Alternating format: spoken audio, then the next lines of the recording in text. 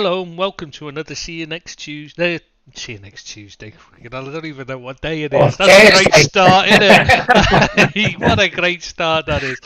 So start again. Hello and welcome to another See You Next Tuesday. Sorry about last week, by the way, but I had man flu and lost my voice, which pleased everyone else around me for some reason. I don't know why that is. But anyway, yeah, so it's back now, as you can tell. So you'll be glad to know that, I'm sure.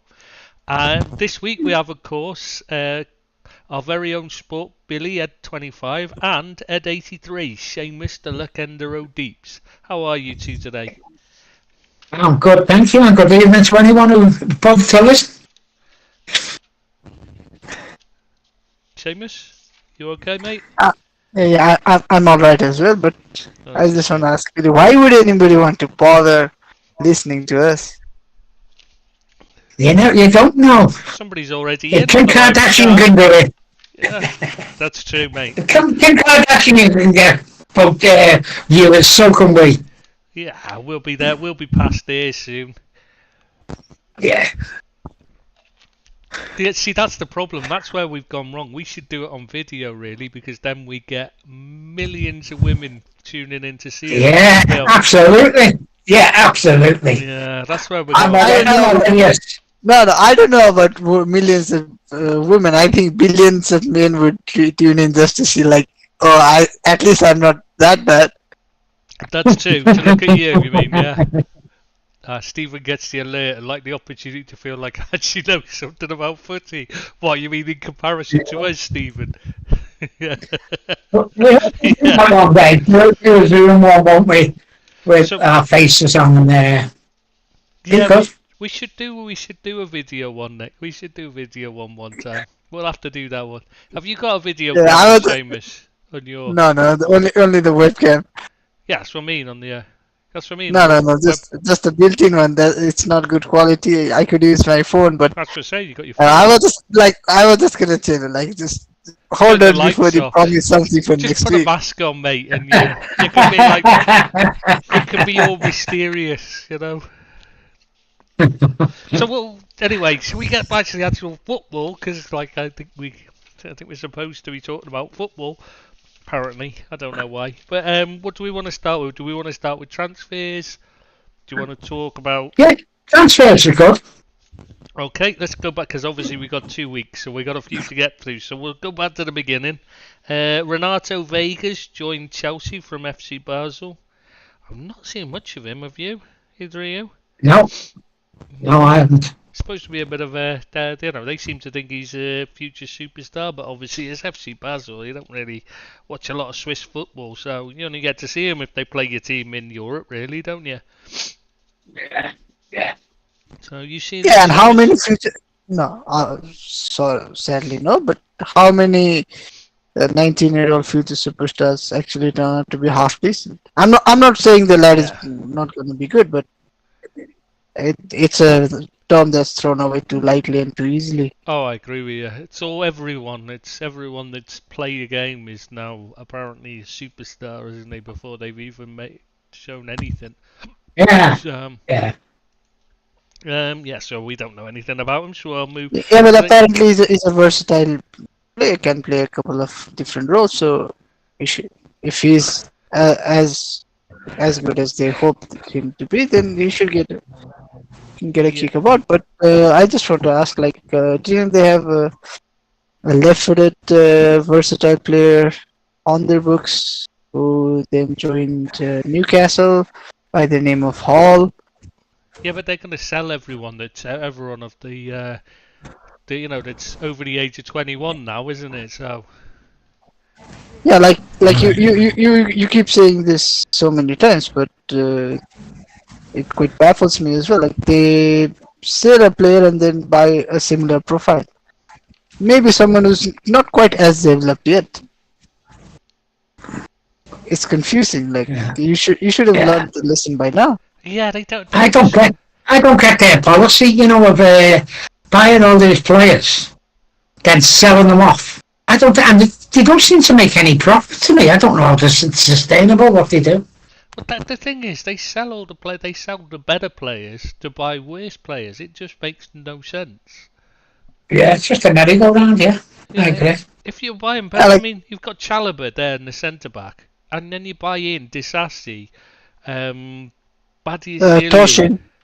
There's Toshin as well this summer. Adebayo, what's the Yeah, other one as well? They bought Adebayo. Fofana. I mean, that Fofana's dog muck, even when he's not injured, which is rare. He's absolute dog muck of a player, awful player.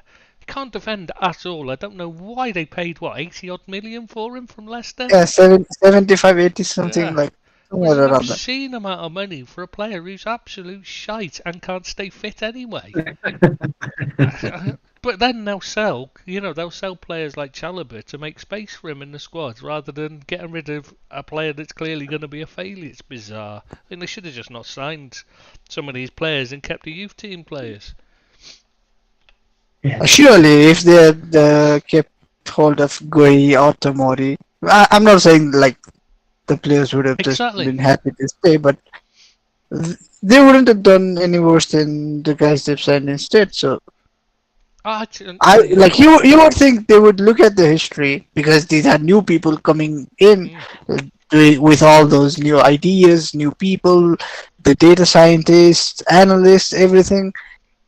It shouldn't be that hard to figure out. Like if you really think you have a great academy, which in a way they do because a lot of the players that have been through their academy are playing top flight football, then you should be saying maybe some of those should be playing for us as well. Well, exactly. They shouldn't be selling them off. They should be playing them because they're the reason why you like a core of players is not just because of the squad limits. You know what I mean? Having the club developed gives you more players in your European squad and your Premier League squad. Obviously, because you've got squad spaces that can only be filled by homegrown players and that. But it's also you tend to find players that have grown up with the club have that bit more passion for it and so play with a bit more fire. You know what I mean? They've got that love for the club. So you want you want to get a spine, just a few. It doesn't have to be more than a couple, but you still want them in and around the squad all the time, at least a couple of them. But they're just selling them off. It makes no sense. They're treating them like a commodity, and that's not pleasant at all. Feels wrong. Yeah. Anyway, so next one, Sergio Gomez has moved from Manchester City to Real Sociedad. Another failed fullback purchase. Christ, try saying that with your teeth in. Billy. Go on, put your teeth in and say that. Go on, mate. I know you take them out before you do this. Yeah, I do. I've got them out now. But, yeah, they can't do that. Can't do the names no more. Getting too old for it. Yeah, I don't remember him actually, Sergio Gomez. Anyone remember it? Yeah, the left back at Man City who signed from Anderlecht, played a couple of games but wasn't really part. Like, yeah, if you just knew that if he is playing, then City are really rotating. Yeah, seems like it's another one of those odd buys, wasn't it? That, like he just seemed to buy. Just like he was throwing mud at a wall and just seeing what stuck, wasn't he? Yeah. As far as fullbacks was concerned, still seems to do that. To be fair, in fact, he's got to the point where he's just given up and bought extra centre backs instead and played 4 centre backs rather than any fullbacks because he can't sign any good ones. Anyway, next one down was Callum Chambers. He was released by Villa and signed for Cardiff. Do you remember him? There was a lad on the Arsenal site used to be rave about him because of his hair rather than because of him. Was that Dagenham Gooner? I can't remember. Anyway, yeah. So Joe Rothwell has left Bournemouth to join Leeds United on loan. Midfielder. He wasn't the ex-Man United youngster. Rothwell. I don't know. I think so. Yeah, I thought so. Not that much of a look in if at all, but I think because I really like some part of my brain is like, you know this name, you heard he was the next big thing as well. At Yeah, some point, yeah. everybody is. I seen the BBC site was reporting on Fabian Brandy as a former Manchester United wonder kid, and I was thinking, because when I looked at it and I saw his name, I was like, Fabian Brandy was never a wonder kid. In fact, he was so bad that when I used to play Football Manager many years ago, in fact, it might have even been the Champ Manager days when he was a kid, like, you used to be able to sign him for free as a, when you were a League Two side, because I was always started off at like League Two, and you used to be able to go in and get him on a free. At the start, if you went in, he was one of the better players you could pick up in that one. It's like, so he was never a wonder kid. He wasn't even particularly highly rated at any point in his career. So, but I suppose that doesn't make for a good headline to make you go and click on it to see what it means. Who it is, what does it? If they put average youngster who failed. Yeah. Yeah. What else? Malik Junior Yalkore from Gothenburg to Brighton and Hove Albion, another teenager.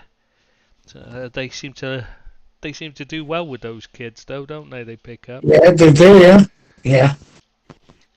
Good scouting system, usually anyway. Jacob Greaves, Hull City to Ipswich Town. That's a big signing for them. He looked really good at Hull, so I'll be interested to see how he gets on, because he looks like one of the players that that was ready for a step up. I was surprised someone like Everton didn't go for him, to be honest. I mean, Who's that, Chess? Which one was it? Greaves. Oh, right, yeah. I was like, they were linked with that lad from Blackburn as well, weren't they? Ipswich, the top scorer in the Championship last year. Begins with an S. Smodges. Yeah, yeah. Yeah, but he's 29, and he's only ever had one good season in his entire career. Last season. Oh, is it? Yeah. I don't know a lot about him, to be honest with you, but they were saying like that he had a really good season last year, and they were supposed to be in for him.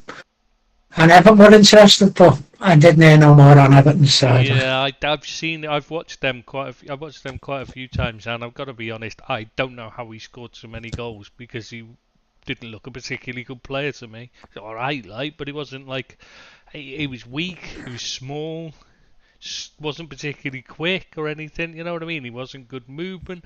I don't know how he got the goals, to be honest. He wasn't even like, do you know, there was nothing, when you look at a player and you think you expect them to stand out, even though he scored in the game I watched as well, you still thought he didn't impress, and it's weird. Yeah, yeah. Yeah, but I don't know, maybe he's just a late bloomer. Maybe. Speaking of Ipswich Town, they also signed Liam Delap from Manchester City, Rory Delap's son. God. All right, yeah. Talk about making you feel old when the kids are playing, when they're Absolutely, yeah. He's another one, never impressed. I've never seen much in him. Maybe he'll go on to be better, maybe he's just needed to get away from Man City to get regular football, though, to be fair. Yeah. Yeah, but I never saw much. He didn't look Man City quality, level, to be honest. He looked a bit like he was out of his depth there, to be honest. So. Troy Parrott has left Tottenham Hotspur to go to Azad Alkmaar. Never looked a particularly good player him either, did he? It's not a surprise he's dropping down a level, really. Yukinari Sugawara has left Alkmaar to go to Southampton.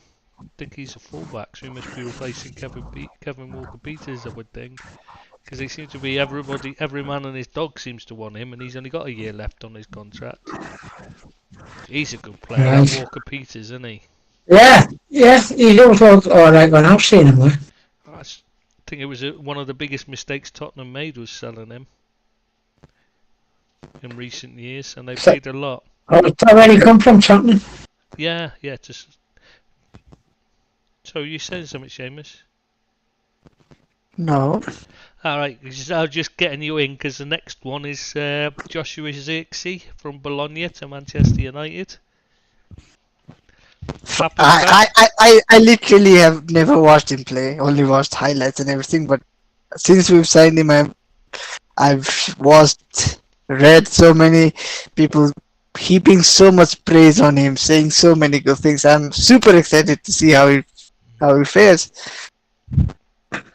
I've only seen a couple of appearances, but he did look really classy when I saw him make his debut for Bayern Munich. I think it was a European debut, like I said to you, and I think he came on as a substitute, if I remember correctly. All I can remember is he was just like the standout player on the pitch. He was excellent.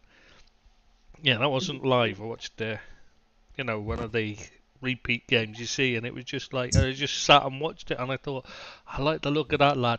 But then he seemed to fade out of it, out of the picture for after that. So yeah, I never saw much of him last season, only bits and pieces, highlights and stuff. So I'm looking forward to. If he was any good, he wouldn't be going to Manchester United, would he? Really? There is that. Yeah, that's a good point. To be fair, I don't think Seamus could even argue with that one either.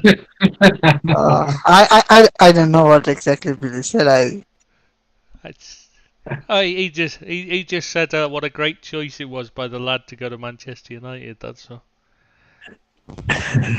Or something like that. Something along those lines, weren't it, Bill? Yeah. What about this? The centre half they signed. I know that might have been the week before. The young lad, centre half, looks. I've seen him playing. He looked all right actually. What's his name now? Give me the does it?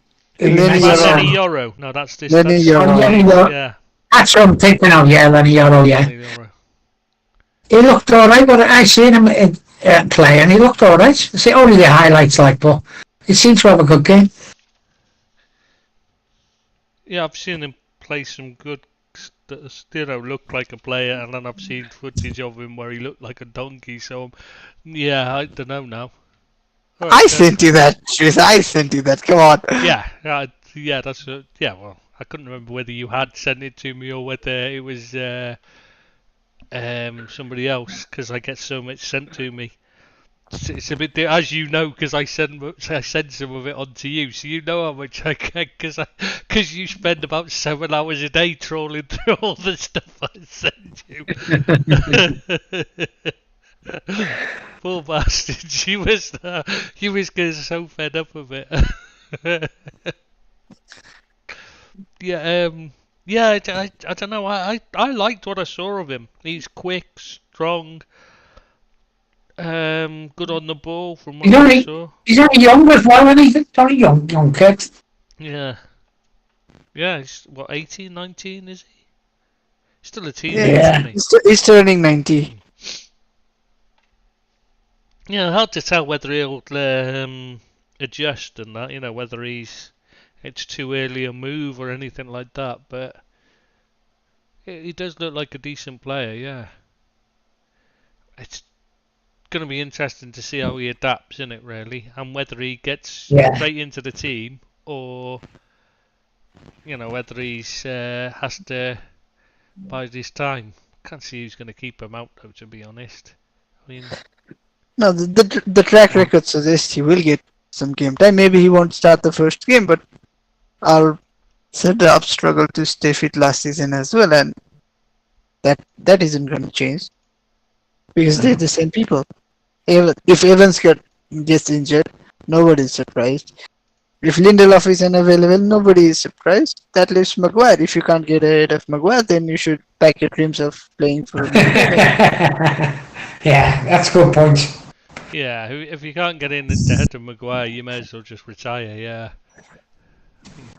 Even though somebody was complaining about, I can't remember, was it AJH who was complaining about people calling him a donkey? And I was thinking, he was, yeah. I think, to be fair, he's got a point. I think the better comparison would be Oil Tanker, because he's got the same sort of turning circle and moves at a similar sort of acceleration rate, doesn't he? Yeah. Sorry?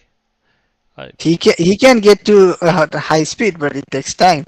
Yeah, and it's normally Yeah. like he runs out of pitch before he gets going, doesn't he? That's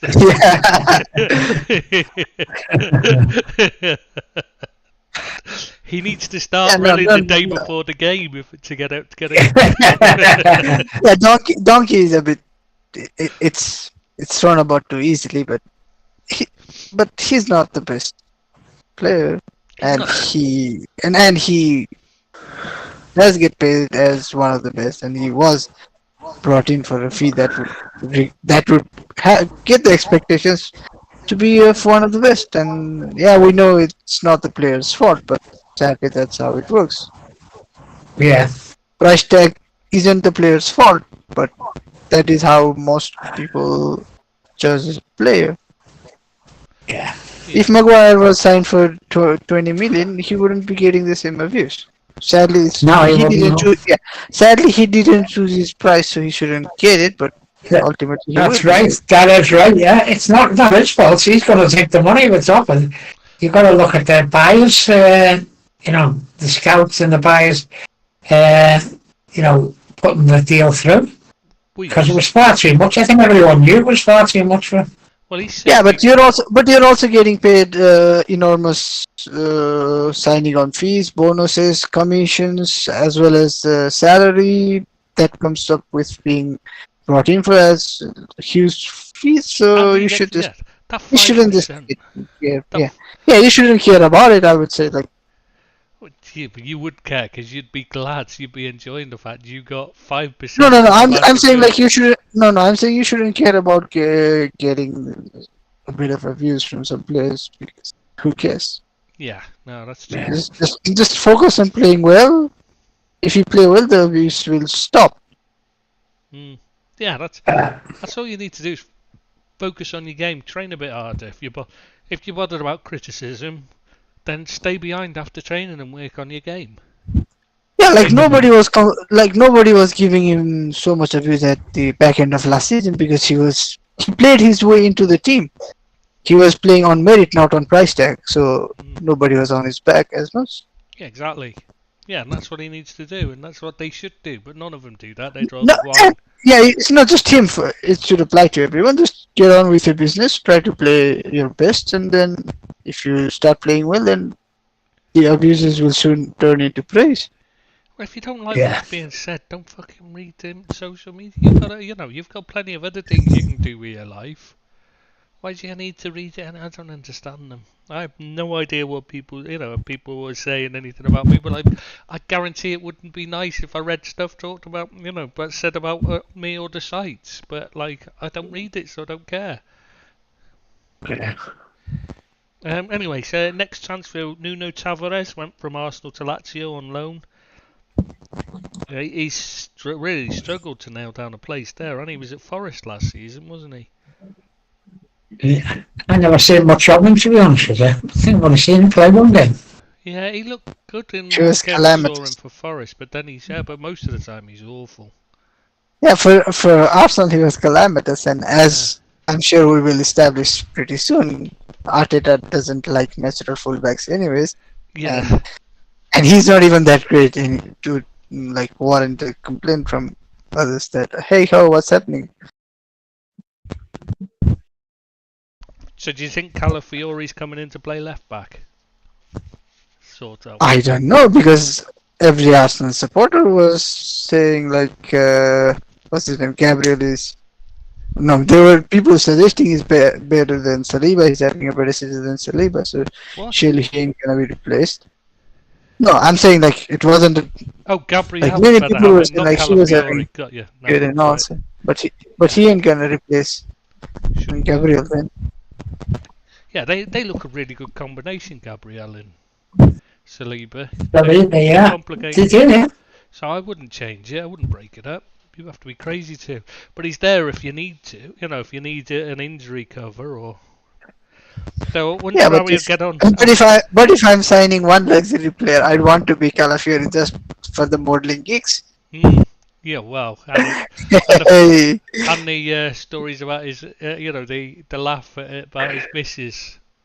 Have you seen the video of his miss when he's? I was aware of that. Yeah, I was talking Yeah, about marking Billy. the territory one, like, No, wait, what was your oh, there's an interview, post-match interview of him conducted by a pretty beautiful Italian journalist, and then his girlfriend creeps in, gets in between them, and basically like, "Hey, this is my guy. Stay away from him." And after, Oh yeah, no, but she is. there's She's not really. literally she's snogging his face off and everything in front of her just to point out, to point out this is my man, wasn't it? No, but there's more to this story. Now that his move to Arsenal is like looking practically almost done, they've broken up. You know why, don't you? Yeah, no, isn't it like she doesn't want to relocate and like No. It was, and wasn't it then back in that wasn't it, that's the reason why she was doing it because they were having a fling. oh, him and That woman, Calafiore and the reporter. Oh, wasn't that what they found out afterwards? That's what happened, isn't it? That was the one I read. It was the one I saw. I yeah, but see. wasn't it like they've decided to mutually end this relation, and she was like, "You never know what happens in the future, but for now we're over." All right. Yeah, I don't know. I know they've broken up. I know the report I read was like, this takes on a new, a new. This video takes on a new significance when you find out that why they've broken up and things like that. It was saying basically it was saying that she, that's why she jumped in between them because they were having a bit of a thing or they'd had a bit of a thing in the past. All right. Oh. Yeah. Anyway, sorry. Yeah. Well, what's next? Also leaving Arsenal on loan is that Sambi Lukonga, Albert Sambi Lukonga, the midfielder. He's joined Sevilla on loan. I tell you what did surprise me. The next one, Willy Cambuala, leaving Manchester United to join Villarreal on a permanent deal.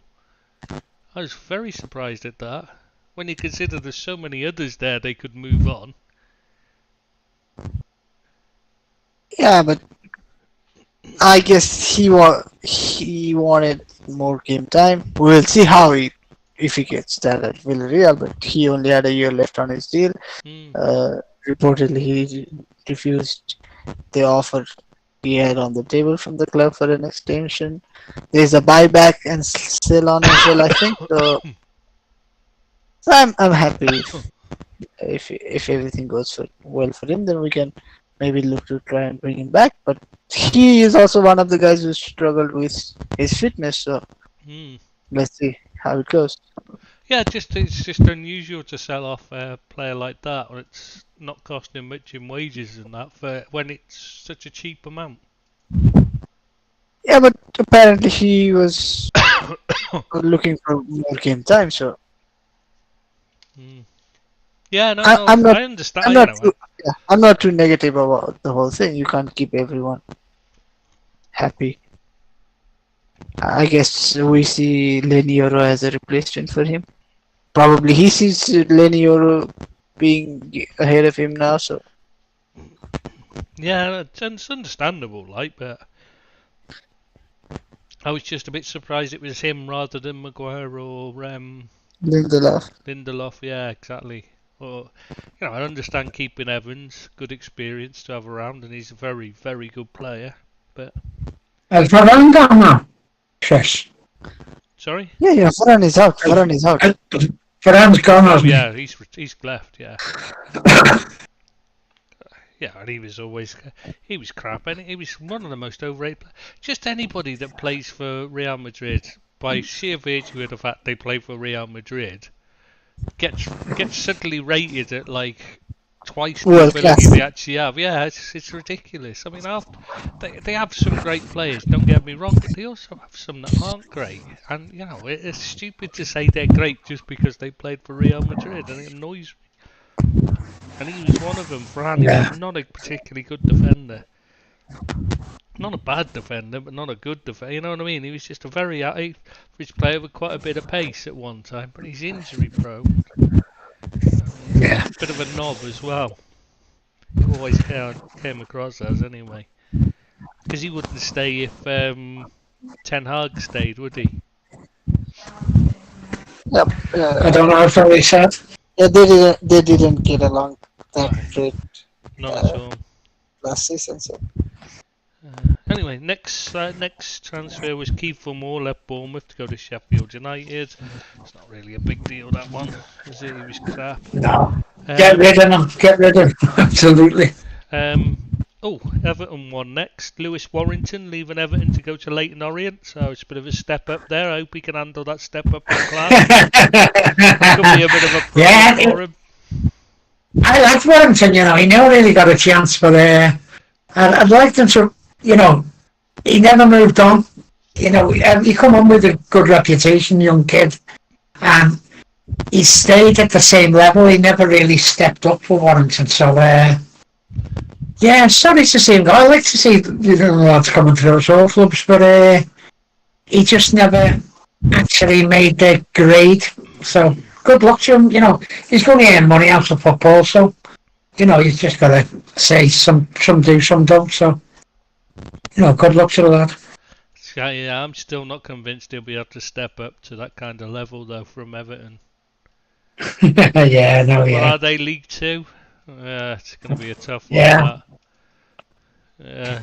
He'll do well. Yeah, I think he will. Actually, I quite like him myself. He's not a great, he's not going to be a world-class superstar or anything, but he's not a bad player. No. I should think he'll step up a couple of divisions in the future in time. Hopefully.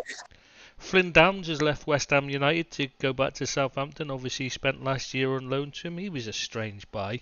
West Ham bought him and never gave him a chance. Yeah, clubs do that.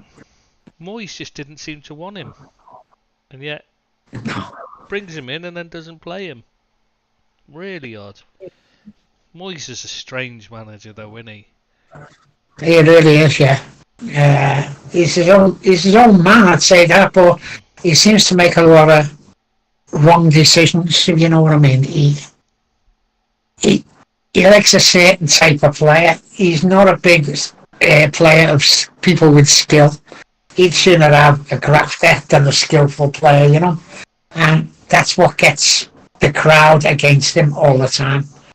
And he's not. He certainly wasn't a manager for me at Everton, but he had a good run at Everton. But he's the type of manager who doesn't think outside the box. It's all about not losing rather than winning, That's his mentality, and that's held him back in anything he's tried to do for me. Because I think it's a shame, because Flynn Downs looked really good for Southampton. He looked really good before West Ham bought him, and he just never really got the chance, and I think they could have done with a player like him last season to replace Rice. But, what do I know? He certainly did alright for Southampton. So, anyway, next one, Viljami Sinisalo, Aston Villa to Celtic, young keeper, because obviously they needed to replace Hart, so they brought in him and Kasper Schmeichel. He's Kasper. That was a bit of a strange one, Kasper Schmeichel. I thought he did retire. How old is Kasper Schmeichel? 37. He must get. Yeah, 37. He'll be backup keeper. He sure won't be first keeper, will he? No, I think he'll be first choice. He played for him against City. I think he'll be the first choice for a year. He's only got a year contract, I believe. And then I think that it's just to help the kid, give that, because Sinisalo's only like 19 or something. So just give him a year to settle in, I think. Yeah, he's been a decent enough keeper, Schmeichel. He's not as good as his dad. Not as good as his dad, but he's always done well where he went. So, he's had a good, decent career, I think. Very good at Leicester, I thought. And I always thought that they could have done, that he was one of the weak links, But I thought he was alright. Yeah, everyone else seemed to like him, but I didn't rate him at all. I like his dad was brilliant, but him, I didn't like the way he keeps saying he's better than his dad and stuff like that as well, when you quite clearly aren't, lads, or even close. Yeah, your dad's one of the best ever. You're not even in the top, 100, I wouldn't have thought. Yeah. Anyway, next, speaking of goalkeepers, Arijanet Muric has joined Ipswich from Burnley. Backup keeper, I would think. Though he wasn't a backup Yeah. keeper for Burnley in the end, because that James Trafford was so shit, they dropped him and played Muric. And he's not a good keeper. He was awful, that Trafford. And everyone was saying how good he was going to be, and he's going to be England number one. Not everyone, Billy. Not everyone. Well, everyone that's not in the Philippines. When did I move to Philippines? Okay, you as well. Anyone Nepalese? But I don't know why he was so highly rated. I watched him, like, even in the England's, he played for the England under-21s when they won that, was it European Championships, wasn't it? Euros, yeah. It was the under 21 Euro. Must have been last summer, mustn't it? Yeah. And I watched him and I thought, this lad's awful. He really was awful. And you're thinking, he made so many bad mistakes. And every time he got the ball and he was put under pressure, he just lumped it into touch, even though there was plenty of options to pass to. And he just couldn't kick, you know what I mean? The minute he was put under any pressure, it wasn't like he was trying to put it into touch. He just kept shanking it into touch in a panic.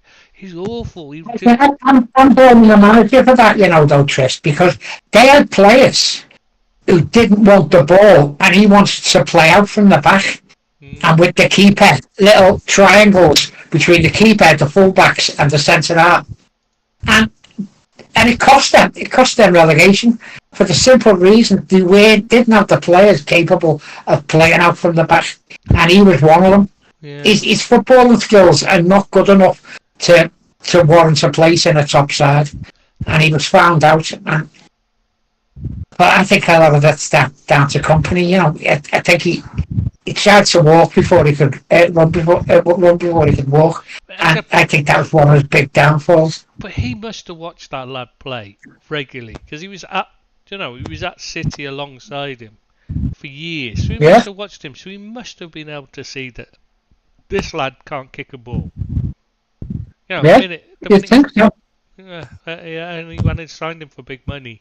So I just think it was a dodgy thing. Getting his, he was clearly still helping out Man City, if you ask me. I just had to mention this one. Olivier Giroud's still playing. He's only 37. No, I thought like he was older than that. He's still been in his 30s for about 40 years now. One of my favourite players, I've got to say, that's not played for Liverpool. But he's left AC Milan and gone to the MLS, so he's retiring basically. He won't win anything because he's not joining Inter Miami, and obviously they just play till whatever Messi wants happens, don't they, in the MLS these days? Have you ever seen any footage from it then since he joined it? No, I wouldn't watch it anyway, to be honest with you. I'm not a big fan of American football.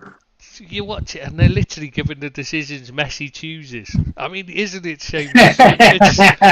He's refereeing the games as well. I mean, he'll foul someone and then he'll call for a free kick and the referee will give him a free kick, and you're thinking, oh God, what the fuck? They'll just play on until he scores, basically, in games and stuff like this. It's ridiculous. What else? Jonathan Panzo left Nottingham Forest to join Rio Ave on loan. Just another young centre back. But they did sign. This one I thought was an interesting one.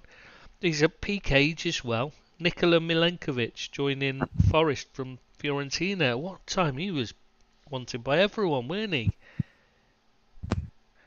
Yeah, he was. At one time he was chased by United, Inter, Juventus, and many more, but I guess he's turned out to be not quite as great as he looked. Maybe he didn't make the next step. Yeah, I don't know what happened to him. It's odd because he was like the up and coming superstar defender at one point, and now he's joined Forest, which suggests he's not as good as they all said, I should say. Yeah, it'll be interesting to see how he gets on. Maybe he'll prove them all wrong. He's still only 27 or so still a chance he could get another move, isn't there? centre back. Still a chance he can prove himself to be better than relegation camp battler for Forest. Mm. That is where I expect them to be next season as well. Yeah, you can't expect them to be any more. Though, speaking of Forest, I think we need to talk about Oijo Huang, even, the Forest striker, don't we? Do you remember this story, Seamus? Yeah, I remember the story, and I caught the back end of the story when you were telling Oh it yeah, to I was Billy. telling Billy before. I didn't know if you'd heard it. Yeah, anyway, I think for everyone that's listening that hasn't heard, he's just been indicted like last week or two. He's been indicted in Korea on charges of illegally filming sexual encounters with 2 women. But the interesting bit is how it came to light. Basically, he was being blackmailed by someone claiming to be an ex-girlfriend online. You know, someone online was claiming to be his ex-girlfriend, and when he refused to cave into the blackmail, she shared intimate pics of him up on internet message boards and all that. Which, like, he's quite a big name. You know, he's a big thing in South Korea, like. So it's not like, you know, it's like it's a big thing there. Anyway, when the police investigated, they found out that the ex-girlfriend was actually his sister-in-law, married to his older brother, and she's now in jail for 3 years for blackmailing him. But yeah, but isn't it a bit weird?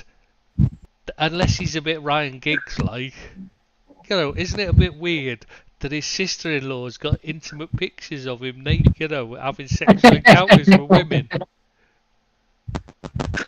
Because that's how they found, you know, she's got pictures of him. That's how come it's the charges of illegally filming encounters with him. She's got the footage of him sleeping with these 2 women. This is his sister-in-law. How the hell is his sister-in-law ended up? That's all I want to know. It does smack a bit of Ryan Giggs, doesn't it? Yeah. What do you think, Seamus? You probably have more experience of this kind of thing, wouldn't you? No, but the part about Ryan Giggs is worse. The part what Giggs did was worse, way worse. Well, yeah, but like, no, what I'm saying is, I mean, how would his sister have this footage if she was in a similar situation with her? Maybe it's the girl, the female is one of the females is a friend of her. No, because they didn't know about. This is the thing I'm saying. He illegally filmed it. They didn't know or consent to be filmed. They only found out when the police approached them to say, "Hang on, to say you're in this footage, that's up online." After he'd been blackmailed, and they knew nothing about it. That's why he's been indicted on charges of illegally filming them. Because these women had no idea that they'd been filmed. So the sister-in-law has somehow got this footage. Either, like, she's discovered his secret stash that he's hiding, he's filming and it's hidden, or there's something between them. I don't know which it is. Let's not speculate. No, but that's the fun, though. What's the fun in that?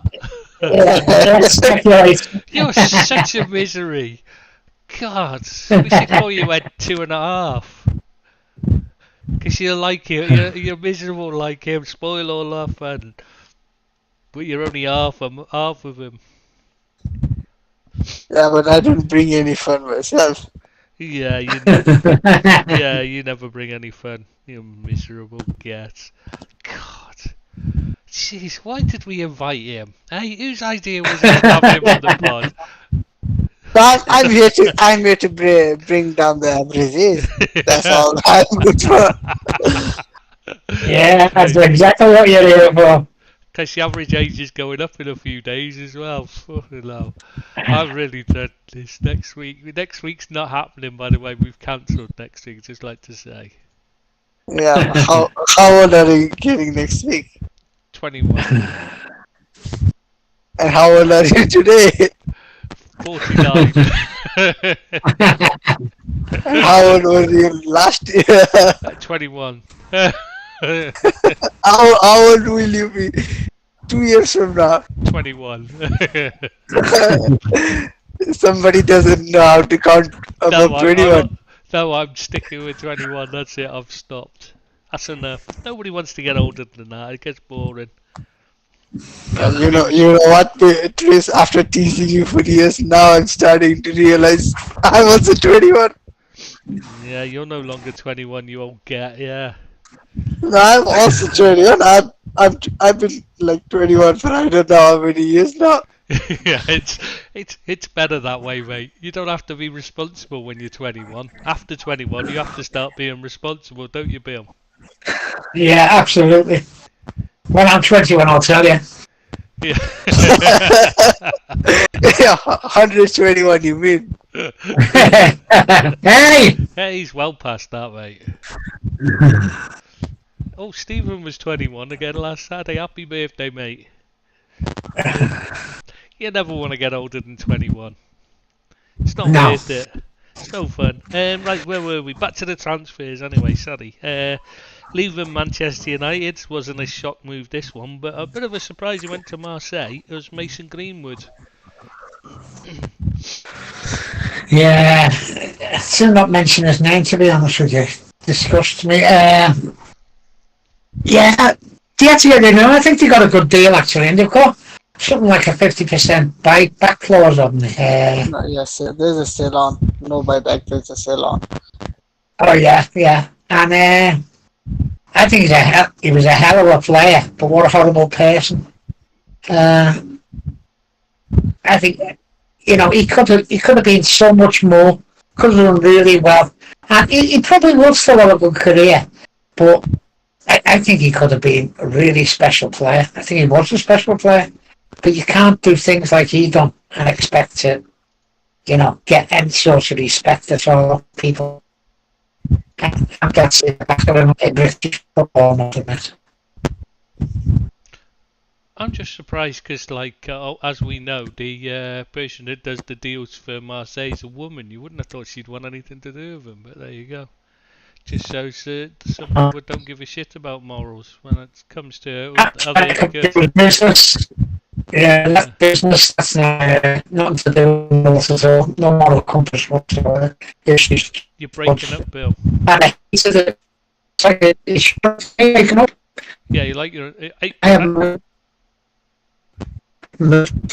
Oh, God. What's happened here? Ooh. That typhoon isn't coming in, is this? I was going to say, I think it might have hit you. No, I'm fine here. I can hear you, it's alright. Yeah, I don't know. It was just like, can you? What's he sound like to you, Seamus? He was breaking up. Yeah. So it wasn't just. Oh, right, okay. No, you're fine again. I haven't moved an iota.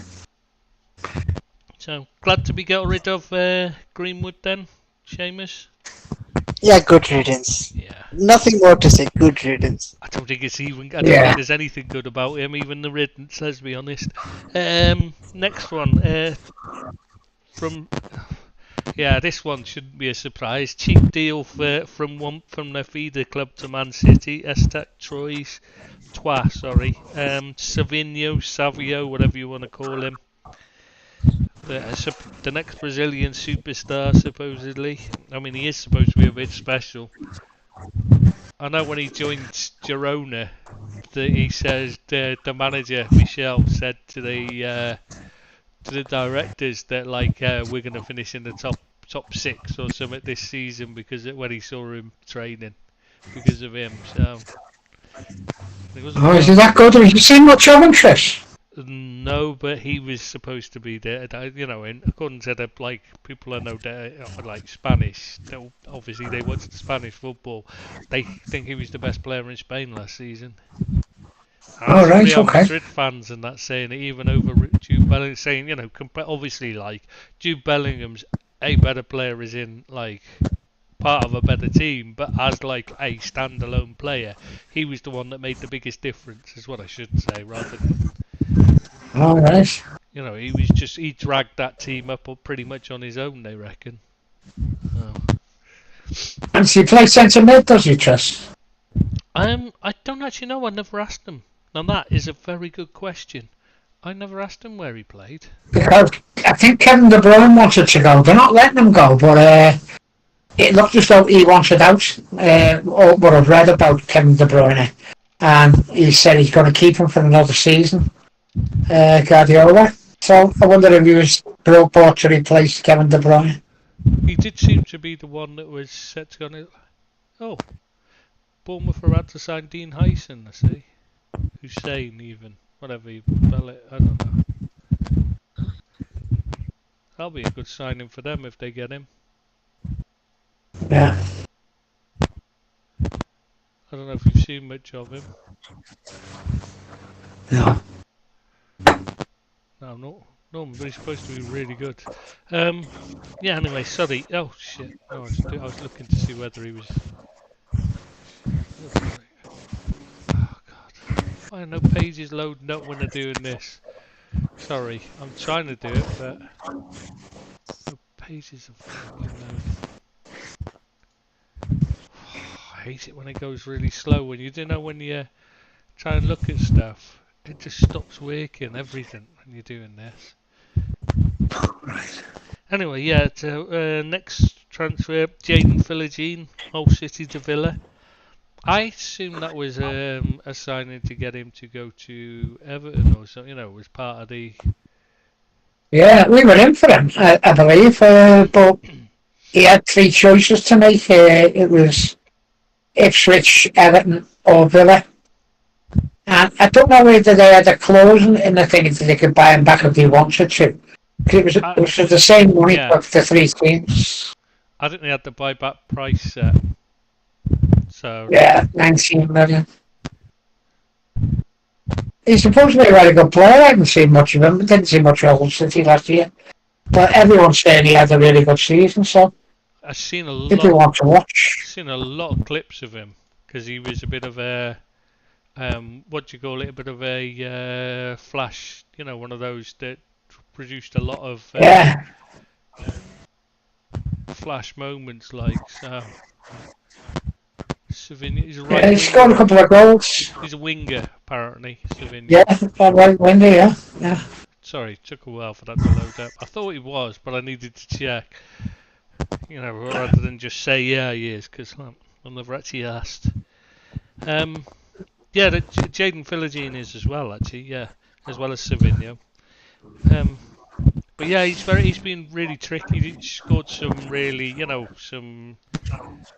Yeah, a couple of goals. Yeah. Yeah. So, but that doesn't mean he's any good because, what's his face?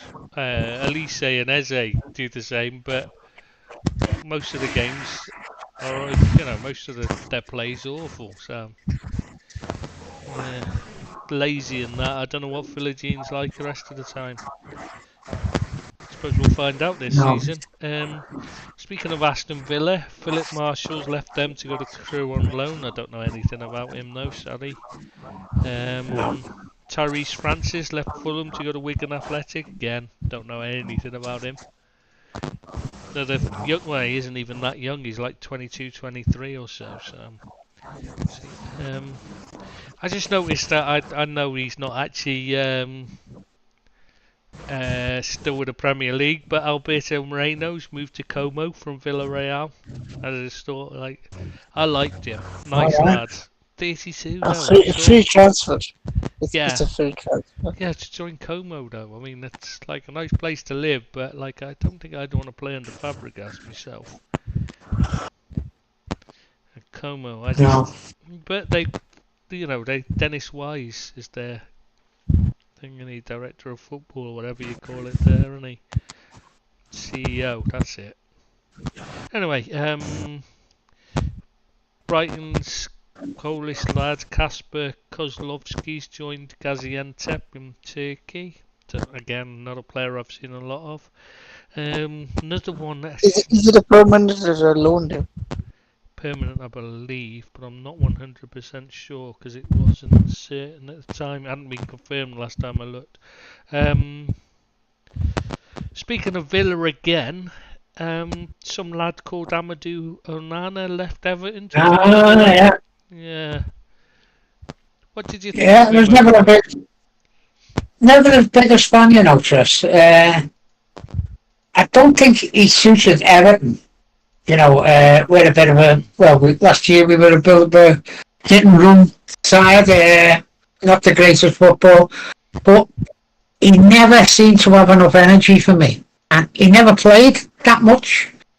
Dyche doesn't suffer fools gladly, and he's another one like we were talking about Moyes before, who puts graft ahead of skill, and so he was supposed to be a box-to-box player, you know, for us. We paid 33 million, I think we paid for him, and I think he's got ability, but he's a bit lazy, you know. Yeah, that's exactly what I would say. Yeah, you know, he has got ability, but he's one of them players you think you could do more there, you know. Yeah. Get more involved, you know, want the ball more, and you know, Dyche wants grafters. He doesn't want these players who are just going to stroll around thinking that the bee's knees. And to be honest with you, we got 50 million for him, so we made 17 million on him, and then it's a little bit to go back to the Belgian club he come from, and it's a good deal for him, I think. He came from Lille, didn't he? Oh, sorry, Lille, yeah, no, he plays for them, but he come from Lille, yeah, he did, you're right. Billy's geography was never the best. Just in case Lille are Belgian, I'd just like to point that out. But Lille are not that far away from Belgium, to be fair. No. It's only across the border. That's how good my geography is. But I thought he was a little bit lazy, and yeah, I'm not sorry to see him leave. He might turn out to be a really good player, he's only a young lad, and yeah, you know, I'm not disappointed to see him go. Yeah, I think he's described him to a T. Could do more. A bit lazy. Yeah. That's exactly what I thought. Great ability, but could do more. Always thought that. Yeah, to be fair. Steve just said, to be fair to Billy, the continents have all shifted since he did geography. And how right he is. The continent of the shelf have moved. Yeah, he remembers when Atlantis was the capital of England. Oh, bless you, Bill. Yeah, anything else to add on him, either of you? Yeah, I thought he would have moved for a bit more. Yeah, but remember they were doing dodgy deals between the clubs, Villa and Everton. Yeah. Yeah. We got Tim Thingy, they got Dobbin. He didn't score many goals either, which usually the price tends to rise up, you know, based on if a player scores goals in midfield. You know, goal scorers tend to be more valuable than players. Unless you're Chelsea, in which case you just spend 100 million on a player that doesn't score goals. He missed a lot of chances and all, you know. He missed a lot of chances. He got in some great positions, but his finishing was woeful, I must be honest with you. Yeah. But good luck to the lad. He gave Evan a great send-off, thanks to all the fans, and he did do quite a bit for Everton in the community, actually. I've seen some videos of him go to Alder Ray and go to an old people's home. And he embraced the club, but I just don't think he fitted for us. I wish him well, though. He was very complimentary about Everton Football Club and the supporters, so I wish him well. Yeah, he seems like a nice enough lad. He just didn't seem to have that fire in his belly that you need, really. Yeah, I'd say that was spot on, that's just, yeah. Yeah, Caleb Wiley joined Chelsea from Atlanta United. Yeah, I don't know whether he's any good, but I doubt it. They just seem to be just buying anybody who's under the age of 22. And then when they reach the age of 22, they're selling them. Because they don't want anybody that old, do they? How strange the system. Anyway, Pierre-Emile Højbjerg left Tottenham Hotspur to join Marseille on loan. he was one of the most He overrated. is never a good player. Yeah. No. We were linked with him for ages, and I was very happy we didn't get him. He's just a run of the mill, not even run of the mill. It's a poor midfielder, and never affected the game as much as he should have done. And I was happy to lose out on him, to be honest with you, Højbjerg. Were you a fan, Chris? No. No, not at all. I thought he was awful, ridiculously overrated.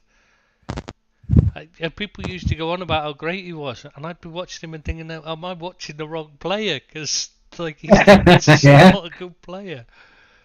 I just didn't see He was it at linked to all. a lot of good sides as well when he first moved to Tottenham. Yeah, he never. He was linked with a few sides. I just didn't see what he offered, apart from fouling players, stupid fouls. That's all he's ever seemed to do, Yeah. give away stupid fouls. I just didn't understand it at all. Speaking of dog shit players, Shea Adams has left Southampton to move to Torino. And Michael, we were linked with him all last year and made up we never got him. Everyone were linked with him. How the hell is he a Scotland international? Because they haven't got no one else. He looks. Yeah, but they have though, haven't they? They've got to have better than that. They've got to, because I'm not being funny, but I would put myself in there and say I could probably do as good a job as him. I don't know. I'm there. You got same build, bit overweight. In fact, do you know? That's who you remind me of, Seamus. Shea Adams. Similar sort of rotundness. No, he's not quite as fat. He's a terrible player, and he can't score goals either. This is the thing I don't understand. He's a striker who can't score goals. It's not just he doesn't score; he can't score them. He'll score like 3 goals in a season. He makes Neil Maupay seem ruthless. It's just. And I know that Scotland is desperate for strikers, but surely you've got to have a kid somewhere that could at least be given a chance to get some experience that's better than that. He's a dreadful player. Moussa Diaby left Aston Villa to join Al Ittihad. A bit of a strange one, that one. Yeah, 50 million wasn't it? We got for 50 million he went as well, Diaby. Yeah, not much more than they paid for him. It's almost the same amount. No. Strange, that one. I mean, you've got to say he didn't really impress after initially bursting on the scene. He looked good in the first couple of games, but still seems a strange one. But you wouldn't sell him for basically a break-even sum. Yeah, there must be something else with that one, wasn't there? Maybe him and Emery didn't like each other. Because that did seem maybe there was too much money on offer for him to refuse.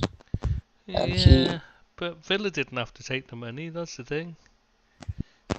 Maybe he told them he wants to move, and they just let him leave. Because he wasn't a vital member to the team either. True, and Leon Bailey had picked his game up, so maybe they just didn't have a place for him anymore. Probably he might have been bought as a replacement for him, and then Bailey just stepped his game out and kept him out. So he did. Yeah.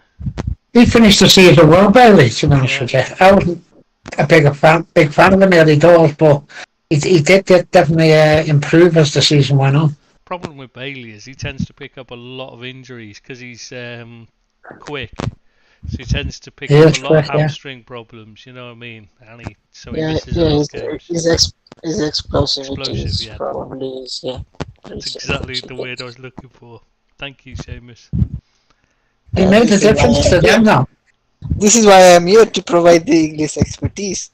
Yeah. Yeah, of course you are. Yeah, because we don't speak English, so we need you here to translate into English. Yeah, you're Scouse into English. Scouse, not English, yeah.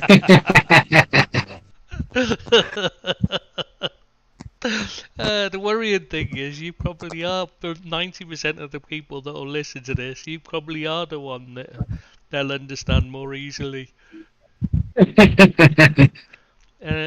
Right. If I could string two words together without stammering, then yes. but no.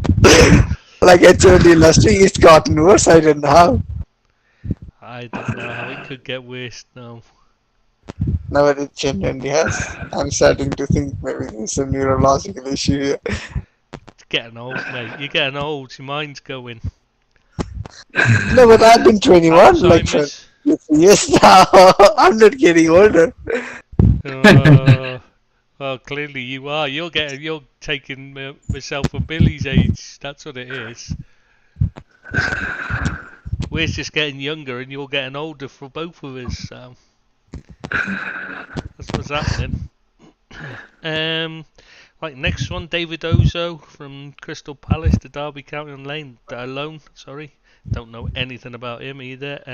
Tom McGill's left Brighton to go to MK Dons on loan again. Don't know anything about him. And Dario Sarmiento's left Manchester City to go to Tigres of Argentina. Again, another player I've not seen. Never heard of him. Right. Before we go any further, there is one thing I said to you earlier, didn't I, Bill? There's one thing I wanted to talk about quick. Was the Paris Olympics, and I don't really want to talk about the football as such from that, but I just want to say that, like, after the mess they made of the UCL final a couple of years ago when they hosted it in Paris, they should never have another football tournament again, and this Paris Olympics is proving that with the mess after with the Morocco game. They can't handle fans there.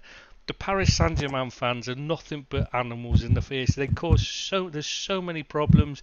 They get into fights in everywhere they go. The Paris Saint-Germain, they literally motorway service stations get trashed every single week when they're away and stuff. It's the Paris literally cannot handle football fans. In fact, France in general, they seem to think it's okay for riots to happen. This is the problem. They probably think if something's not burning, then there's something wrong, I think. But yeah, how long until somebody's going to get really seriously hurt though if this carries on? This mess with Morocco, where they when they got the goals, what was it, 16th minute? No, was it 16th minute of injury time? Argentina equalised. Yeah, and then he went off for 2 hours, didn't he? Yeah, because the Morocco fans rioted, so they were lobbing stuff at the pitch and basically just stopped the game for 2 hours, so they could. It's the longest VAR. It's got to be the longest time it's taken for VAR to announce a decision, and it wasn't even their fault because they ruled it out as offside, but they ruled it out much quicker than that. But obviously they had to wait until the game restarted before they could announce the decision. So it seems like it took 2 hours and 16 minutes for them to come to a decision. Yeah. But Paris shouldn't be allowed to host these major events until they prove that they can handle them. A bit like the US with the World Cup. It's just that it's an accident waiting to happen, disaster waiting to happen even. Yeah, I'm scared of the proposition after the scenes at Copa America. Exactly. I mean, this World Cup, but when you've seen it and they've had this, nothing but an absolute shambles. Why are they then given another major event to host just afterwards? Both countries have made an absolute dog's dinner of their responsibilities, and they've still kept hold of the responsibilities. Does nobody actually care about people going to the games? No, they don't. It's all about the money. Like Qatar with the World Cup, shouldn't have ever been held there. It's dirty money for me. As you just said, Tris, or you opened up with, how after the mess they made at the Champions League final, and the people that got hurt, the people that got abused, people got attacked, and how can they then say, well, you can have this one then now? I know they even shifted the fucking blame. That's the worst thing of it. Tried to blame the fans. I mean, of course they did, yeah. That's the worst thing of it, because they knew the reputation. But for the low, yeah. That's disgraceful the way they tried to immediately blame the Liverpool fans. And it's only because the Real Madrid fans immediately said, hang on a sec, and Real Madrid themselves came out and said, hang on a sec, our fans were suffering just exactly the same problems. That, they had to back down and admit, no, actually, we fucked up, Yeah. So, yeah, I mean, it's... there's something there. You can't just keep it giving it to countries or places rather that have failed. You've got to say they've got to prove that they can handle these events before some people die again. We've had enough deaths in football fans going to games. We don't need to see more, and that is what's going to happen before long if this carries on. Yeah. I know might be sounding a bit over, but I can still remember Hillsborough. So I can, yeah. I mean, Uncle Billy was there in the Leppings Lane end, and when you talk to him and some of the things he tells you, it's some of the things he saw, when he can talk about it, which isn't often. I don't want to see that again. No. Yeah. And there's another thing we have to talk about. Since we mentioned the Copa America, I think we have to talk about Enzo Fernandez and the Argentine football team and their celebrations, don't we? Do you know what I mean, Billy? I know Shane. No. Right, basically the Argentinian football fans sing this really nasty song. It's not just that it's racist, because it's on about. Oh, I read about it. Yeah. Fernandez. Because they're all African. Fernandez tried to ban it. Yeah. No, Fernandez was filming on filming the Argentinian squad, him and himself singing along to this same chant. But it's also got this really homophobic, stuff about Mbappe, because obviously. He's knocking around with a transsexual model. I don't know whether it's say male or female. I don't know. Male or female, whatever. It doesn't really matter. Anyway, he's knocks around with a transsexual. So there's a lot think it's his girlfriend, whether it is or not, or boyfriend, whatever. I don't fucking know. Anyway, yeah, he knocks around with his transsexual model. So there's a lot of homophobic stuff in there about Mbappe. And that, there's a lot of slurs against him, but all everyone's mentioning though seems to be the racism, which fair enough, and see why it's being mentioned, because obviously half the Chelsea squad have unfollowed Enzo Fernandez on social media because of the video he posted up of himself singing along this song.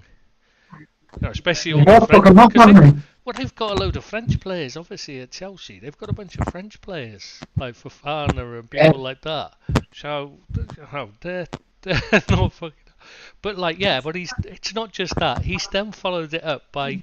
He was presented to a River Plate crowd, celebrating the Copa America. Yeah. He's there in a River Plate shirt, which I think is disrespectful to Chelsea, much as I dislike. I'm not a Chelsea fan, obviously, and I'm not. But that is still the team that pays his wages. So he's there in a fucking River Plate shirt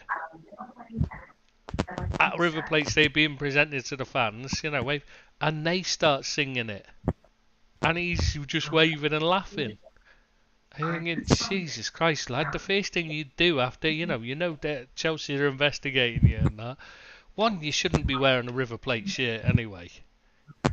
No. You shouldn't be wearing another team's shirt. I'm sorry, but I just think that's wrong. You don't go out in another team's shirt while you're playing for one team. No matter what, you just don't. It's just wrong. It's... But to then start, when the crowd start chanting the song that got you into trouble... that you know's racist, and you've said, I'm sorry about it. He's put up a sorry, statement and saying that, but then he's clapping and cheering while they're singing it. Yeah. Come on. You've got to be very careful. You've got to be very careful. It's clearly, he's not even that good anyway, has he? He's not been that good for them. And the money he paid for him now, he was supposed to be this superstar who won the World Cup for Argentina, and he hasn't been at the greatest time, hasn't he? No, he hasn't looked. He hasn't looked good at all, has he? For them, certainly not for 105 million. Oh. But you're just thinking, yeah, what do you do in this position? If it was me, I'd use it as an excuse to get rid of him personally, get him off the books. He's not been good enough to deserve a place anyway. Well, you never know the thinking behind it, do you? Because, yeah, you'd want to get, if you could get your money back, you'd take it, wouldn't you? What do you think, Seamus? Seamus, you still there? Oh, is he gone? Oh, we can start talking about him then, Bill. So, models now we're going to. Yeah, that's probably what it is. Probably got a modelling gig now. I don't know, his thing's making noise, but he's just not actually talking, so... He's probably busy posing, so he can't talk, you know, because they have to pull those silly faces and that. So... Looking in the mirror. He'll be looking in the mirror. Yeah, he's probably changing clothes 35 times to decide, does this make me look fat? No, it's not the clothes that do that. He'll be like Dominic Calvert-Lewin now. He'll have his caftan on and Hugh Gale shit. Yes, I think so. With the schoolgirl satchel as well. School. Yeah, and the boat. Yeah, they come look really good. Yeah, I reckon that suits Seamus.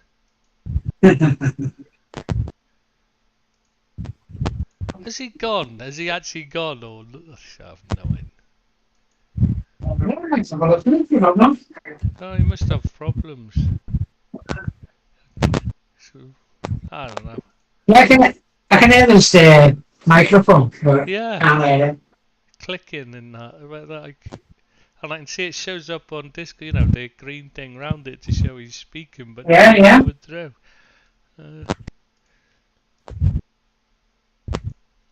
Only brilliant, nothing. Yeah, maybe he's found a new porn channel. What are your expectations for Liverpool this year, Chris, if you don't mind asking? Oh, that's a good question. New manager coming in. He hasn't been able to do any business yet. I think he will do a bit of business. But, you know, our expectations were low this year. So maybe consolidate with a new manager coming in to maybe hopefully get top four without actually threatening to win the league. And, you know, it's going to be a learning curve for some of the players and certainly the manager and the backroom staff, which will not change.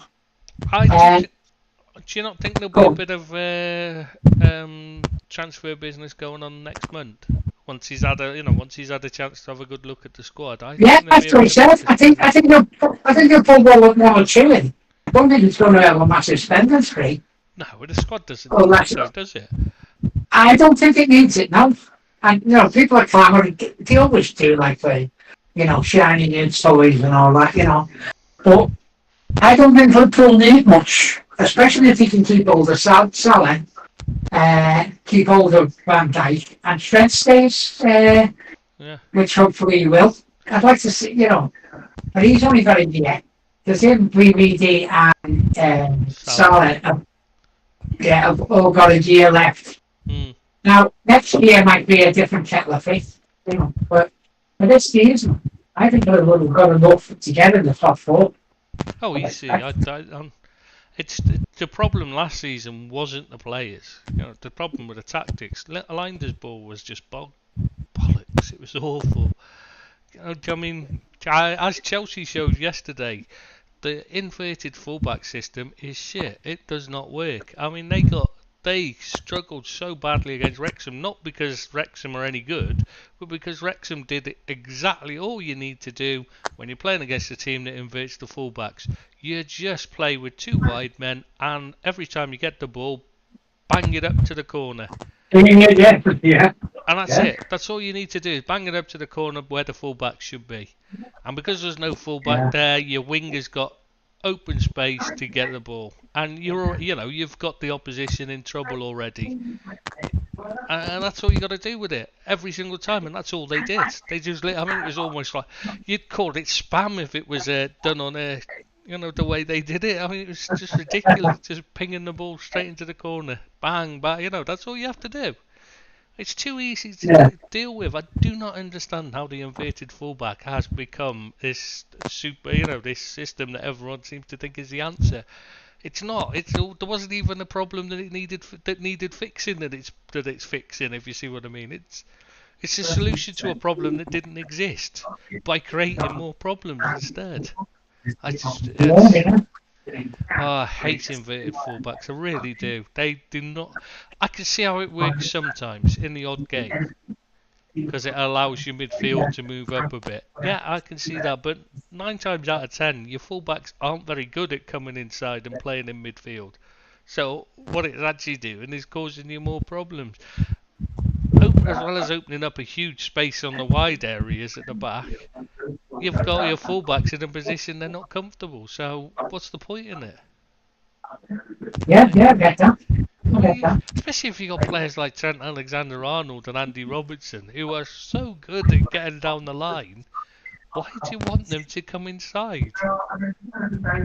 He was probably when Anto were playing as basically wing backs. Liverpool was so entertaining to watch, and they didn't concede many though. I wondered why they changed it, because I used to love watching Liverpool play when they were just never conceded a minute. They were at them all the time and defending from the front, and they were so good to watch. I couldn't understand why they changed it. I believe others said it wasn't sustainable over a period of time. Yeah, Line just wanted to be doing okay. But you don't get control by giving up space, by creating spaces, because all you're doing is, by creating huge gaping holes in your defence, you don't get control. You just don't make it easier for the opposition to get control, because they can just, they've got plenty of space to clear their lines into and make it difficult for you to maintain control.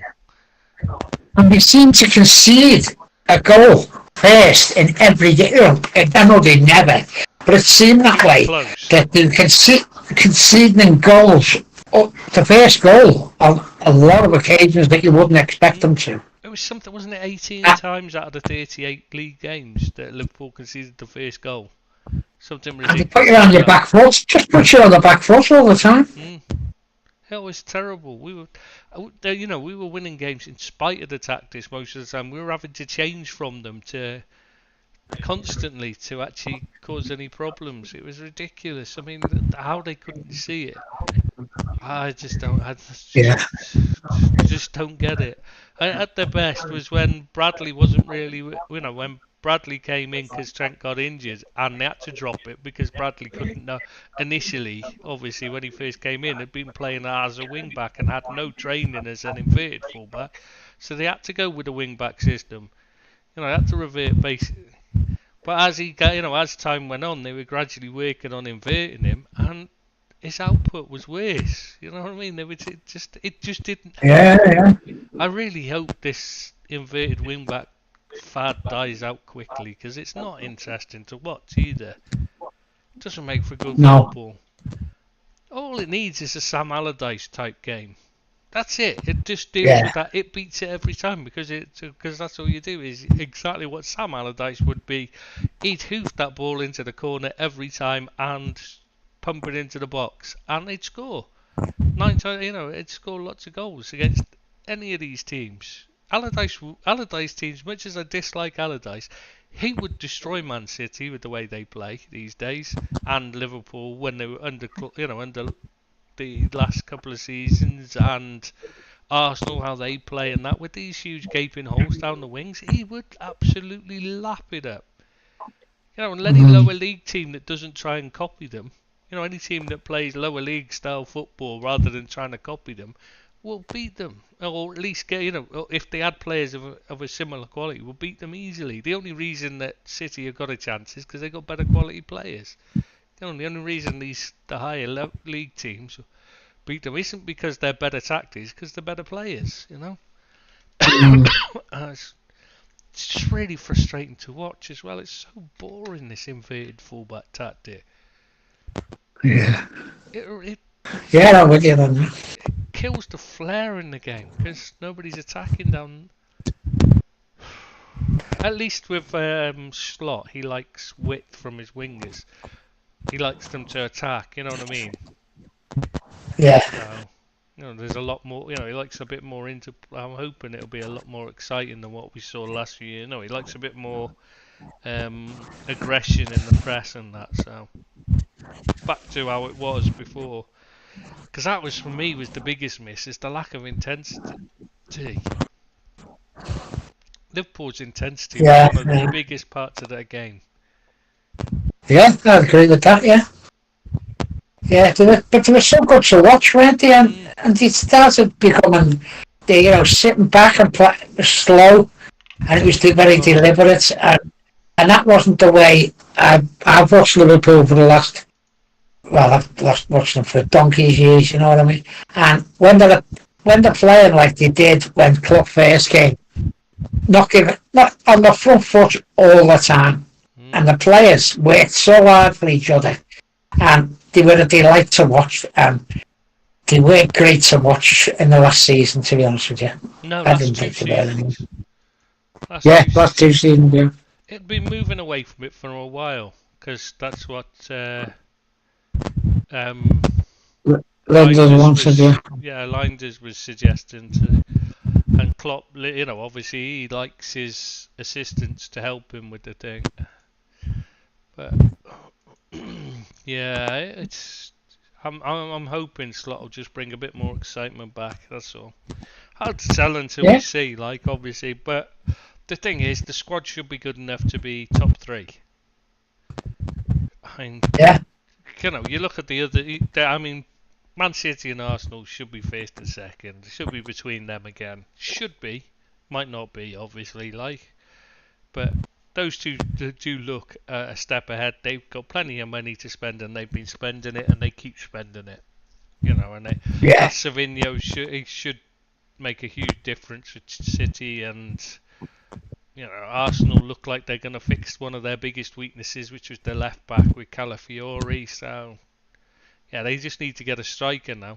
But yeah, those two look a step ahead at the moment. So really, Liverpool are playing for top 3 by the looks of it, and I think the squad is good enough to do that again, finish third again, easy. You look at the rest, Man United, they're still rebuilding. They still look a bit of a way away.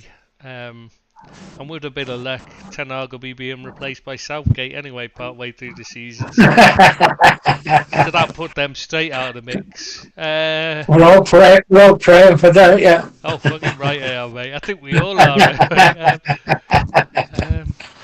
Who else is the top floor? Chelsea look. Maresca I don't rate at all, isn't it? From what I've seen of his Leicester side. They don't look like they can defend under him. He doesn't look like he knows how to organise a defensive system at all. So I think they're going to concede a lot of goals and they're going to struggle. And the way they sell and buy players is just an absolute mess. So, Chalobah was their best defender last season, and what are they doing? Getting rid of him and keeping the ones that weren't very good. It makes no sense, absolutely. But that's what they do. Who else is likely to challenge for the top 4? Villa, sorry. Forgot about them for a second. Villa. I think they've just had a bit too much upheaval this summer. A lot of changes.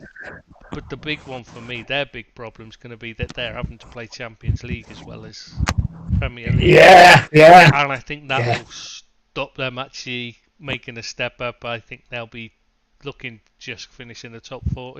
Top 4 will be about all they can hope for.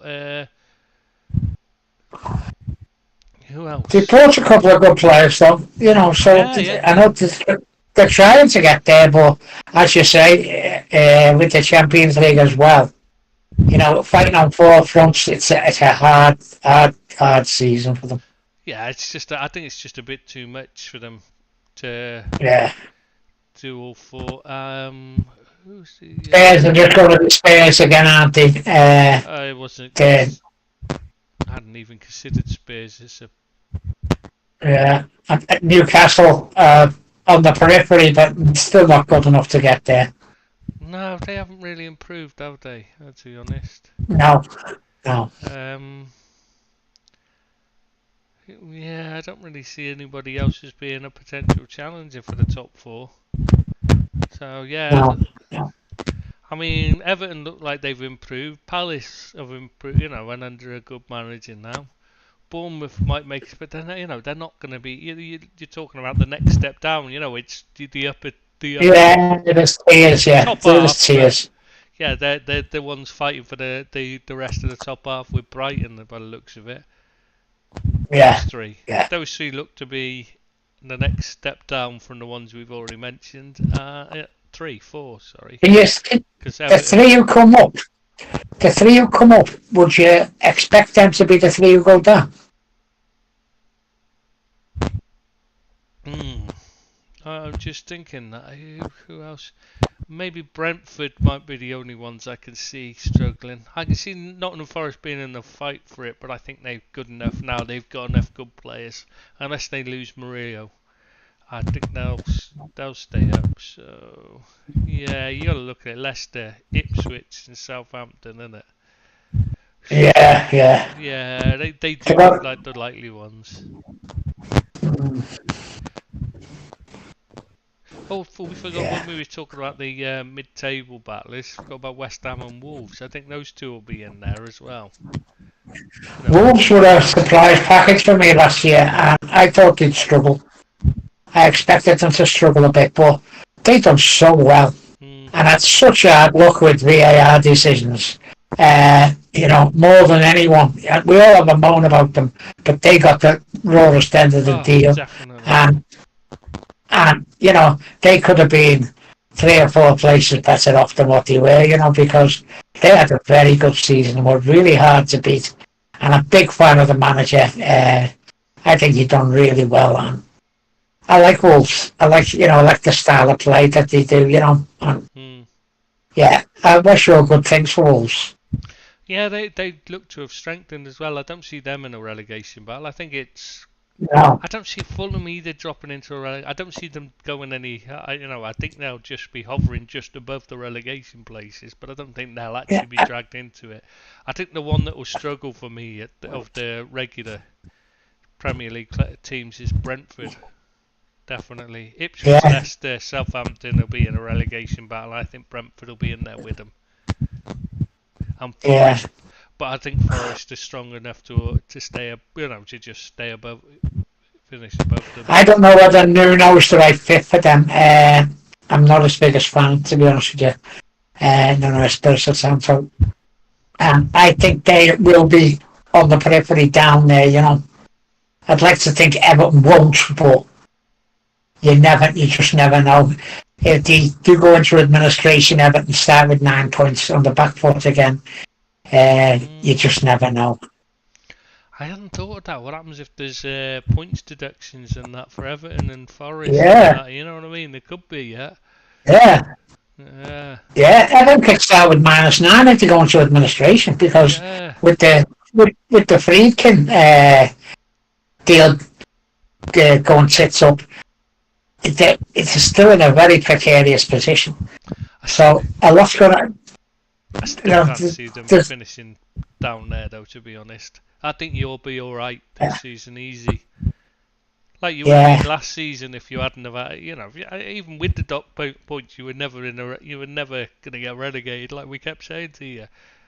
Yeah, you kept saying that from the start. Those worse teams than Everton. Yeah, the point, like I said to you, the point deduction wasn't harsh because it wasn't enough to do anything to damage you, so it made no difference, did it? Yeah. Like I said, it would have been harsh if it had sent you down, but because it didn't, it wasn't harsh. It just was an irrelevant punishment. Yeah, but we'd have finished 12th, I think. I think we'd have finished 12th without the thing, which is where I forecast Everton to be at the start of the season, actually. Yeah, I think it's similar this season as well. I think you'll be mid-table again. I'd take mid-table all day. Yeah, I think you get it. Obviously points deduction notwithstanding. What'll be interesting is if the Chelsea and Man City findings come out this season. I mean, at what point are they got? Surely at some point they've got to actually be finished. Someone's got to come out and say, listen, this has got to be sorted, and it's got to be sorted quick. You can't go on for this length of time just avoiding charges. And Chelsea are right up there, and I believe Tottenham are in a position as well where they're in trouble. So, you've got to bring the teams to book, otherwise it's not fair on the teams that they are, the Nottingham Forest and the Evertons. I'm not just saying that because I'm an Evertonian, by the way. But it's got to be across the board. And they started 9 years ago, Man City's. 10 years this year, I think it is. And we've got to, you've got to ask questions. Questions have got to be asked. Why aren't they getting sanctioned first if they were the first ones to break the rules? It's just not fair. And Andy Burnham, Mayor of Manchester, he brought it up at the House of Commons, or one of them, that what happened just isn't fair. And he hasn't supported it anyway, but he was right in saying, these other teams have got to be brought to book, not just Everton and Nottingham Forest, who seem to get the brunt of it. What about the others? And it's right. It is right.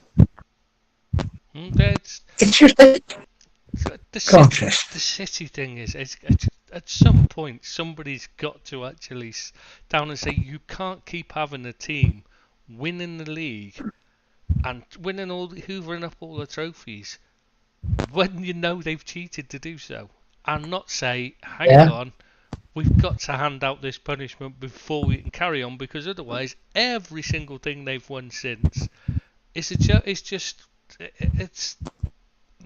not real, is it? It's not a real trophy because they've got it when they shouldn't actually even be there. Surely somebody's got to say at some point, we're going to have to stop. We've got to get you we've got to make a decision on this, on whether we relegate you, kick you out the league, whatever is or we just dock your points, whether we fine you, whatever. But we've got to do something soon because it's making a mockery of the league. It is, yeah, absolutely. But I think everyone, probably besides Man City and Chelsea, I think everyone's asking for it. But they won't move. They won't move on it at the moment. And it's just frustrating for teams, isn't it? For supporters of clubs. It is because, when you're losing, you get 100 points and you're still, or whatever, 90 odd points and you're still losing to them. But they've cheated to do it. It's a bit like when the 100 meters final when Ben Johnson won it, and okay, there's a bit of a deal, but if you were one of the two men in that entire race, because there was 6 of them that have since when they've retested them, 6 of them, including Carl Lewis, who always claims he never took drugs, even though he'd been banned twice in college athletics for doping, which should be remembered. He was a fucking worse drug cheat than Ben Johnson ever was out to be. Anyway, yeah, you got them. So you've got those. It's just like being those 2 left behind that actually they should be the gold medal and the silver medal because they were the only ones that were legitimately there. And that's what you've got to Premier League now. You've got Man City winning it every year, but they've cheated to do it. So it's you've got to at some point say, well, look, we're going to have to we've got to sort out this punishment so we can say whether their trophies whether they get to hold on to them or whatever. Because then after that we can draw a line under it, and anything else they win afterwards can at least be seen without the legitimacy being challenged. Because at the moment, every single trophy they win isn't legitimate. No. It's just it's dirtied by their cheating. It is, yeah. And the whole totally solid, yeah. It's making a mockery of the whole Premier League. It has to be sorted out at some point. Them and Chelsea. It's gotta be. I mean, but when? I mean, how does it take so fucking long? No. I don't care if their lawyers I are don't- holding it up. They should, this is the FA and the Premier League are in a position where they could just make the decision and tough shit if the lawyers don't like it, fight it afterwards. Yeah. We're just gonna go through with it, do our and then you can argue about it afterwards. But that's your problem. It's already done and you dealt with. Yeah. What can they do? It's scandalous. At the end of the day, what can City do? They were the ones that signed up to all these agreements and then refused to abide by them. There can be no defence against that at all. That alone should be immediate expulsion from the Premier League. If you sign up to an agreement and then you refuse to abide by it as part, it doesn't matter whether you didn't like it in the first place. You've still signed a contract to abide by these rules and regulations when you join the Premier League. So if you don't like them, that's just tough shit. Life's like that. How many people don't like things, but we have to put up with it when we've got a job? You know what I mean? It's part. You've signed a contract. You have to do certain things, tasks that you don't want to do, but they're part of your contract, so you do them. Yeah. And this is the thing: is they've breached that contract. They've knowingly and willfully and chosen to breach that contract, and literally just refused to abide by it. There isn't even an argument about this. This is what they've done afterwards. That alone is grounds for expulsion from the Premier League. Why haven't the league done that? And then it wouldn't be. They could have solved this problem ages ago, sorted it all out. Because I guarantee their lawyers would have backed out. City and their lawyers would have backed down from all the rest if they'd have known they'd be expelled from the Premier League for what they've done. Immediately they would have had to back down and get on with it, because otherwise it wouldn't matter if they defend the rest, because they'd be gone. What's the point? What would you guess, Beatrice, the time frame? What sort of time frame do you think he'll be locked up? I still think we've got another couple of seasons before it's gone. Sorted. Oh, let's hope now. Even for City's sake, that's got to be sorted out, because you can't just win trophy after trophy after trophy by cheating. And I don't like to call it cheating, but it is. It's it's got to be sorted out one way or the other. It's either cheating or it's not. Prove that you haven't cheated, and people will think more of you, because no one has got any respect for them no more. No, they're a because the way it is. They're a joke. Everyone laughs at them. Then they're just they're hated by everybody, and not as in where you hate them because they're the best. You just hate them because they're cheats. It's like you've got no respect for them. It's not and everyone, when Fergie was winning, everyone hated Fergie and Man United because they were winning everything. But there was respect there still. You still respected their achievements because they actually achieved it. Whereas City, you just know they haven't. They've just cheated to get it. And, but like I said, they could have solved this problem the minute they refused to hand over the documents. They should have been expelled from the league, and then it wouldn't have mattered, because they would have. I guarantee you, they would have handed over all the documents. Everyone would have been sorted straight away, because they wouldn't have allowed themselves to be expelled from the league, and they hadn't got a leg to stand on legally to stop themselves being expelled from the league. When the moment they refused to hand over those documents, they'd breached the Premier League rules and regulations that they'd signed up to do, and that's one of the punishments that could have been easily handed out to them, and then it would have been sorted by now. It's just because they're such pricks, the FA and the Premier League. They bottled it. They won't stand up to them because they don't want. The thing is, they don't want to catch them cheating. They don't want to admit that there's a problem. It's like the same thing with the doping. The reason why they allow, any player caught breaching doping regulations to spend their ban as listed as injured rather than as suspended, because they don't want to admit that there's a problem with drug cheating in English football. They just don't want to admit that it's not clean, because it isn't clean. It's as dirty as the Italian football, but they won't admit it. And City's case proves hopefully that gets sorted shortly, because it's the integrity of the leagues at stake, and no one's got anything good to say about the FA over it. No one's backing them up and saying, you're right what you're doing, because they're not. Do you know what? The other thing we should also talk. We were saying about Chelsea having a good youth system, their academy being good. How good would their academy be if they hadn't been able to pay? Because this was one of the things that they were doing, which is one of the things the new regime found when they took over is the old regime was handing out underhand under the counter payments to sign kids from other teams and stuff. You know what I mean? So all these kids they were attracting, these top class kids that they're getting. The reason why a lot of the reason is because they were able to get the best kids because they were making under the counter payments. Yeah.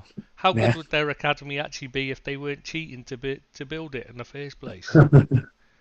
And it's going back a long time, isn't it? It's going back to Abramovich. Yeah, it was Abramovich era.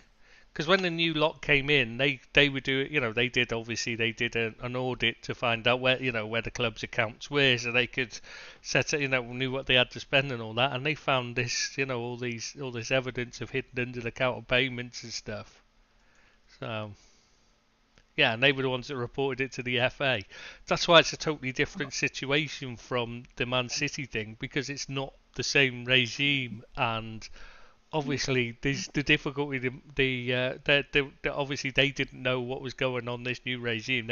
All they did basically is they found evidence that Chelsea had been making under the counter payments and side payments and stuff like this, hidden that off the books. And basically said to the FA, here you go, here's all our books. We haven't checked, we've just found this evidence. We know there's hidden counter, we know there's payments to this, there's payments to that. We haven't looked into it any further than that because we found this evidence. Yeah, we need you need to look through it and find it properly. You need forensic accountants to look through it and figure out what's been going on, because we know there's been cheating going on, basically. So, obviously the FA are having to get this forensically audited, and then they've got to decide, what punishment do you give when it's a separate, completely different group of people involved now? Yeah. You're punishing somebody who isn't actually guilty now. That's the sad thing, is that, it's no longer the same regime, so... You've got to punish them, obviously, because they're still benefiting from it. You've got to punish Chelsea, the club, but it's just there's no actual fair punishment you can give now. No. I wouldn't want to choose. No, hopefully it'll get sorted, and the people who have flouted the rules will get punished. And it'll be fair and open, and they might get a bit more respect then, because they've got no respect, the FA, at the moment. People are just fed up with them, I think. They're too soft. They've had a chance to show that they could run the game properly and fairly and cleanly, and they've not taken it. They're just allowing it to fester, because they just really, it just feels like they're just waiting for a chance to sweep it under the carpet and let City off with it, if anything, to me. If that happens, there's going to be uproar with the other teams. It's going to be uproar. It's just not fair, and people won't have it. But we'll just have to see on that. Well, fingers crossed they actually do punish them properly, and we get a clean. But the problem is, the only fair punish, they've got to expel them from the league, the Premier League. And that's where the issue starts, because then you've got the EFL saying, well, we don't, what we going to do with them? We don't want them, they can't fill their ground. What good are they to us? But yeah, that's where it becomes awkward because you know somebody in the EFL is gonna lose their place in the league. So you know, how do you do it? To be fair, Yeah, do you yeah, push yeah. an extra team up and they go down to replace them? I mean, they've got to figure something out. But they've got to at the very least expel them from the Premier League. That's got to be the minimum punishment. Really, they should be stripped of all trophies, but that's not going to happen. Let's be honest. I don't think so. No, I don't think so. I just hope it's a fair punishment that they get, whatever that's deemed to be. As you say, expulsion, fines. It'll be fine. Yeah, I'm still convinced, though, it'll just be a new trade agreement between UAE and Britain, and that'll be the payment they make, rather than an actual fine. You know, a proper punishment like.